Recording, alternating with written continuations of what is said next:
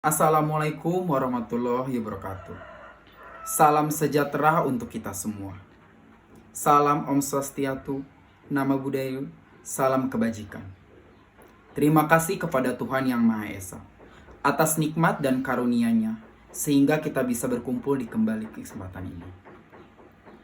Tidak lupa juga saya ingin mengucapkan terima kasih kepada Bapak dosen kami, Bapak Dani Setia dan saudara sekalian yang telah meluangkan waktunya untuk menyaksikan pidato ini. Semoga saudara dalam keadaan sehat. Pada kesempatan ini, saya akan menyampaikan sepatah dua patah kata mengenai pandemi COVID-19. Berbicara pandemi, tidak lepas dari COVID-19.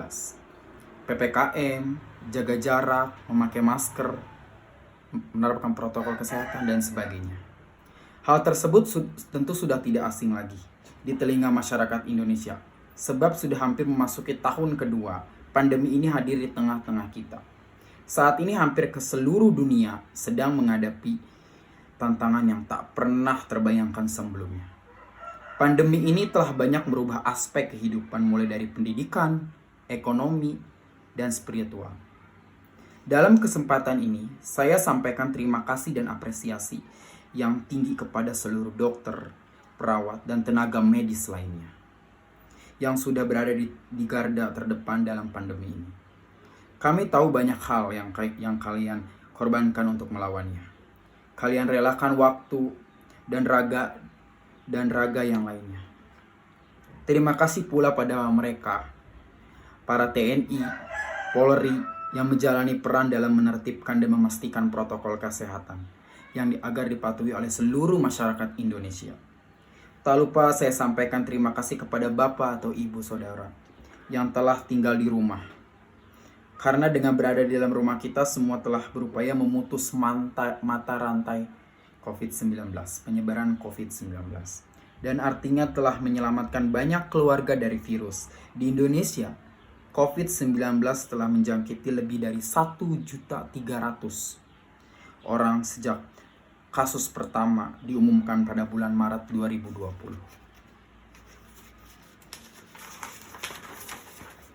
Setidaknya 35.000 jiwa telah meninggal dunia. COVID-19 berdampak negatif terhadap keadaan ekonomi sosial. Keadaan ekonomi di masa pandemi dapat menjadi lebih buruk tanpa adanya bantuan sosial dari pemerintah. Namun, upaya untuk menghambat penyebaran COVID-19 telah menghambat kegiatan perekonomian dan dampaknya terhadap kesejahteraan sosial semakin dirasakan masyarakat. Jumlah anggaran yang diperuntukkan untuk mengurangi dampak negatif COVID-19 di Indonesia berada pada peringkat 5 besar setelah menunjukkan pencapaian penurunan kemiskinan beberapa tahun ini.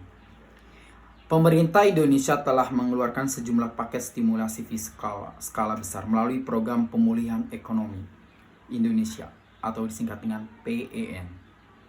Namun di balik banyaknya dampak negatif COVID-19, terdapat beberapa dampak positif di berbagai aspek kehidupan. Misalnya pada bidang pendidikan, telah dilaksanakannya pembelajaran jarak jauh yang sifatnya lebih praktis dan santai. Berkurangnya polusi karena berkurangnya pengguna transportasi di jalanan umum dan menghemat transportasi karena aktivitas yang dilakukan di rumah. Virus COVID-19 ini telah menjadi ancaman bagi seluruh dunia. Setiap individu mau tidak mau harus beradaptasi dengan berbagai kebiasaan baru selama proses pandemi belum berakhir. Ada banyak hal yang dapat dilakukan dalam mencegah penularan COVID-19. Namun hal tersebut masih banyak yang dihiraukan oleh masyarakat. Tidak adanya keseragaman pemahaman tentang karakteristik wabah COVID-19 di kalangan pemerintah pusat dan daerah menimbulkan terjadinya kesimpang siuran informasi. Sosialisasi tidak dilakukan secara efektif. Hal ini terlibat beberapa kasus penolakan jenazah pasien COVID-19. Akibat minimnya pengetahuan masyarakat tentang wabah ini akan berpotensi munculnya konflik horizontal. Konflik tersebut mempengaruhi penanganan pemerintah dalam menanggulangi COVID-19. Penanganan ini meliputi vaksinasi yang dianjurkan pada seluruh masyarakat Indonesia untuk memutus mata rantai penyebaran COVID-19. Pemerintah juga menyalurkan bantuan sosial berupa kebutuhan pokok, uang, tunai bagi warga yang terdampak COVID-19. Selain itu, penerapan pemberlakuan PSBB dan PPKM selain dari penanganan pemerintah secara optimal, masih ada beberapa yang kurang memadai. Seperti contoh saat ini banyak public figure yang melanggar protokol kesehatan, yang berlaku seperti mengadakan pesta, liburan, dan sebagainya. Dari hal ini akan banyak masyarakat yang enggan mengikuti protokol kesehatan, di mana seharusnya public figure menjadi sebuah contoh dari kalangan masyarakat.